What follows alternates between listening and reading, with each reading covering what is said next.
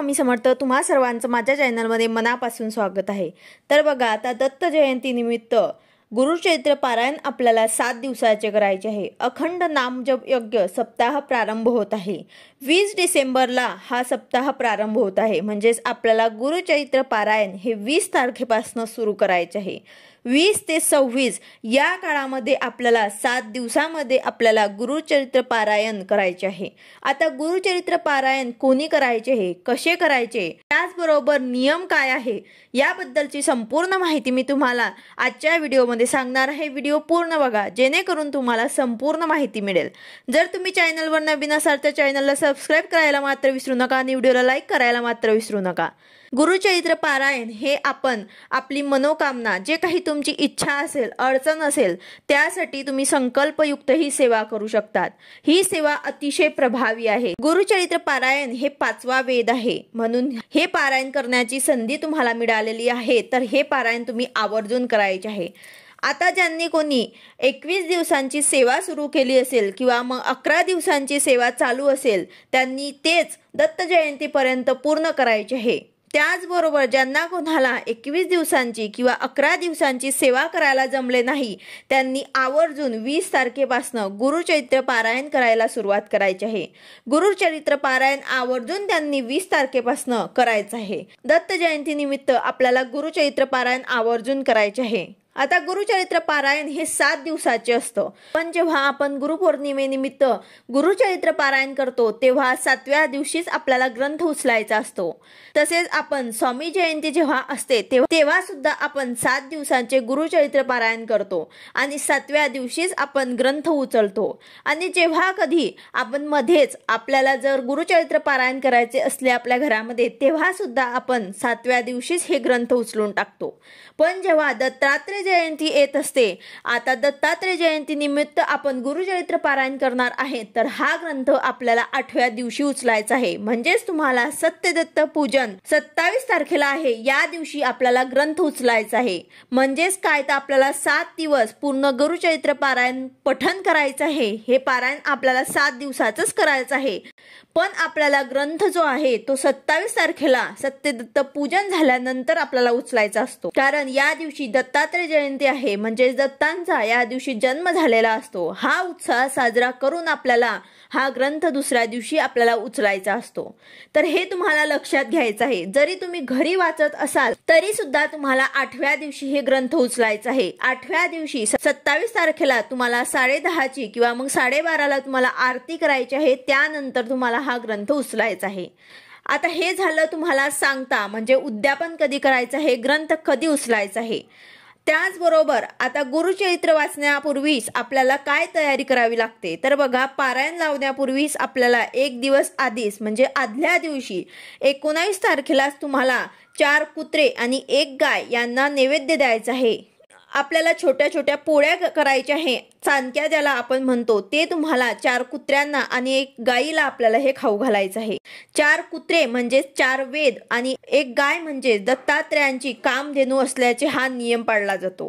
कारण आपण जेव्हाही दत्तात्रय महाराजांचा फोटो बघतो तर त्यामध्ये आपल्याला कुत्रे आणि 1 गाय दिसत असते, तर त्यांना आपल्याला 1 दिवस आधीच नैवेद्य द्यायचा आहे। तुम्ही 5 छोट्या छोट्या चाणक्या करा आणि त्यावरती तुम्हाला थोडंसं गूळ आणि तूप टाकायचं आहे आणि हे तुम्हाला 4 तुम्हाला कुत्र्यांना खाऊ घालायचे आहे आणि 1 तुम्हाला गाईला खाऊ घालायचे आहे। जर तुम्हाला 1 दिवस आधी काही कारणांमुळे तुम्हाला शक्य झालं नाही, म्हणजे काही आठवण नसली किंवा काही कारण असेल, दुसरं काही अडचण असेल, तर तुम्ही या सप्ताहामधल्या पहिल्या दिवशी, दुसऱ्या दिवशी सुद्धा तुम्ही हे खाऊ घालू शकतात। तर अशा प्रकारे तुम्हाला 1 दिवस आधीच हे नैवेद्य जे आहे ते कुत्र्यांना आणि गाईला खाऊ घालायचं आहे। यानंतर तुम्हाला जिथे कुठे तुम्ही मांडणी करणार आहे, म्हणजे जिथे तुम्ही कुठे वाचन करणार आहे, आता जर तुम्ही केंद्रामध्ये वाचन करणार असाल तर तिथे तुम्हाला 1 पाट आणि 1 चौरंग घ्यायचा आहे आणि त्यावर ते ग्रंथ ठेवायचा आहे। पण जर तुम्ही घरी करत असाल तर तुम्हाला 1 चौरंगवर ते वस्त्र अंथरायचं आहे आणि त्यावरती तुम्हाला तुमच्याकडे दत्तात्रय देवांचा फोटो असेल तर तो तुम्हाला ठेवायचा आहे, किंवा मग तुम्ही स्वामींचा फोटो ठेवा किंवा मग मूर्ती ठेवा। अशा प्रकारे तुम्हाला मांडणी करायची आहे, दिवा लावायचा आहे, धूप लावायची आहे आणि त्यासमोर तुम्हाला दुसऱ्या पाटावरती हा ग्रंथ ठेवायचा आहे। आता हे मांडणी जे असते ते आपल्याला 7 दिवसपर्यंत उचलायची नसते। जिथे तुम्ही मांडणी केली तिथेच तुम्हाला पूर्ण 7 दिवसपर्यंत वाचन करायचं आहे। तर तुम्ही तुमच्या घरामध्ये जर हे मांडणी करत असाल तर अशा ठिकाणी करा जिथे तुम्हाला उचलायचं काम पडणार नाही। अशा प्रकारे तुम्हाला मांडणी करून घ्यायची आहे। रोज आपल्याला फोटोची ग्रंथाची पूजा करून मग पारायणाला सुरुवात करायची असते। तोपर्यंत आपण वाचन करणार तोपर्यंत आपल्याला दिवा आणि अगरबत्ती सुद्धा लावायची आहे। पारायणाला बसण्यापूर्वीच आपल्याजवळ दत्त महाराजांचं मंदिर असेल तर तिथे सुद्धा तुम्ही जाऊन एक नारळ आणि खडी साखराचं नैवेद्य तुम्ही तिथे ठेवू शकता। तसे स्वामी समर्थ केंद्रामध्ये जाऊन सुद्धा तुम्ही एक नारळ आणि खडी साखर ठेवू शकतात। तिथे तुम्हाला प्रार्थना करायची आहे, तुम्ही कशासाठी हे ग्रंथ वाचत आहात, काय इच्छा आहे, तुमची काय समस्या आहे हे तुम्हाला स्वामी समर्थ महाराजांना, दत्तात्रय महाराजांना सांगायचं आहे आणि त्यांना प्रार्थना करायची आहे। तसेच आपण घरी पारायण करत आहात तर आपल्याला घरातल्या वडीलधाऱ्यांना नमस्कार करून मग पारायणाला सुरुवात करायची आहे। आपल्याला पारायण करताना प्रथम अथर्व शीर्षाचे वाचन करायचे आहे, 1 माळ गायत्री मंत्र जप करायचा आहे, 1 माळ श्री स्वामी समर्थ जप करायचा आहे। हे सर्व तुम्हाला ग्रंथामध्ये मिळून जाईल आणि त्याचबरोबर नामावली सुद्धा आपल्याला वाचायची आहे। आपल्याला सर्व माहिती त्यामध्ये दिलेली आहे। त्याचबरोबर यामध्ये नियम सुद्धा दिलेले आहेत। तर गुरुचरित्र वाचन हे आपल्याला पूर्व किंवा उत्तर दिशेला तोंड करून वाचायचे आहे। महाराजांच्या फोटोची किंवा स्वामी समर्थ महाराजांच्या फोटोची तसेच पोथीची आपल्याला ग्रंथाची आपल्याला पूजा करायची असते। तसेच वाचण्यापूर्वी आपल्याला संकल्प सुद्धा घ्यायचा असतो। संकल्प तुम्ही कशासाठी हे ग्रंथ वाचत आहात हे तुम्हाला संकल्पामध्ये बोलायचं आहे। त्यानंतर आपल्याला हे वाचन करायचं असते। आता गुरुचरित्राचे वाचन आपण पहाटे 3 पासन ते संध्याकाळी 4 पर्यंत आपण वाचू शकतात। यामध्ये फक्त 12 ते 12:30 ही वेळ दत्त महाराजांच्या भिक्षेची असल्याने या वेळेस आपल्याला पारायण जे आहे ते वाचन बंद ठेवायचे आहे। श्री गुरुचरित्र वाचनाच्या कालावधीमध्ये दुसऱ्यांच्या घरचे अन्न घ्यायचं नसतं। आपली आई, पत्नी, बहीण यांच्या हाताचे अन्न आपल्याला खाण्यास हरकत नाही।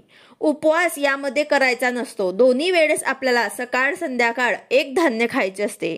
म्हणजेच काय तर आपण पोळी खात आहात तर आपल्याला भाकरी खायची नाही आहे।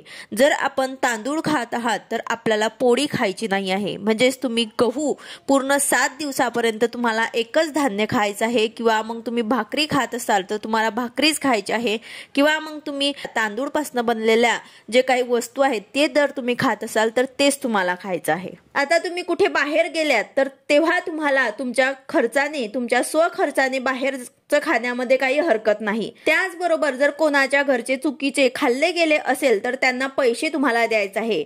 म्हणजे हे गुरुचरित्र पारायण करण्याला बाहेरचे दुसऱ्यांच्या कोणाच्याही घरचं आपल्याला काही खायचं नसतं। पण चुकून जर तुमच्याने काही खाल्लं गेलं तर त्यांना काहीही पैसे वगैरे 10-5 रुपये काहीही देऊन द्यायचे आहे। गुरुचरित्र वाचनाच्या कालावधीमध्ये पुरुषांनी दाढी वाढवू नये, स्वतःच्या हाताने दाढी करायची आहे। तसेच या काळात चामड्याऐवजी नायलॉन किंवा रबरी चप्पल तुम्ही घालू शकतात। श्री गुरुचरित्र वाचनाच्या कालावधीमध्ये ब्रह्मचर्याचे पालन करावे। श्री गुरुचरित्र वाचनाच्या कालावधीमध्ये सूतक असणाऱ्यांच्या घरी किंवा अंत्यविधीस जाऊ नये। स्वतःच्या घरी जर कुटुंबात सूतक आले तर अशा वेळेस श्री गुरुचरित्र पारायण दुसऱ्यांकडून तुम्हाला पूर्ण करायचे आहे, अर्धवट सोडायचं नाही। वेळोवेळी घरामध्ये गोमूत्र शिंपडायचे आहे, कारण घरात मासिक धर्म विटाळ आले तर अशा वेळी गोमूत्र शिंपडायचे असते। तसेच दुसऱ्या महिलांकडून तुम्हाला सकाळ संध्याकाळ श्री गुरुचरित्राच्या पोथीला नैवेद्य सुद्धा दाखवून घ्यायचा आहे आणि आरती सुद्धा करून घ्यायची आहे। त्यानंतर रोज रात्री झोपण्यापूर्वी श्री विष्णू सहस्रनाम वाचायचे आहे। गुरुचरित्र पारायण हे 7 दिवसाचे असून प्रत्येक दिवसाला अध्याय किती वाचायचे आहे ग्रंथात दिलेले आहे।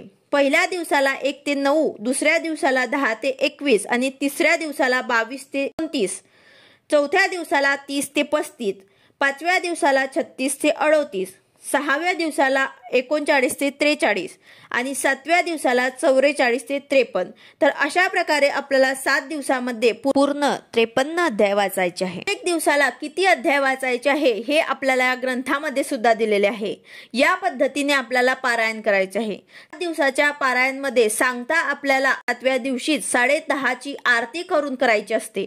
पण आता दत्त जयंती निमित्त आपण हे पारायण करत आहात तर आपल्याला दुसऱ्या दिवशी म्हणजे 8व्या दिवशी आपल्याला आपल्याला 10:30ची आरती करून आपल्याला हा ग्रंथ उचलायचा आहे. मला नैवेद्य दाखवायचा आहे आणि मग ग्रंथ उचलायचा आहे. जर तुम्हाला शक्य झालं तर तुम्हाला 4 नैवेद्य दाखवायचे आहे. एक दत्त महाराजांना, श्री कुलदेवतांना, श्री स्वामी समर्थ महाराजांना व एक श्री गुरुचरित्र ग्रंथाला. गुरुचरित्र ग्रंथाचा नैवेद्य जो आहे तो तुम्ही गाईला सुद्धा खाऊ घालू शकतात किंवा मग तुम्ही स्वतः सुद्धा खाऊ शकतात.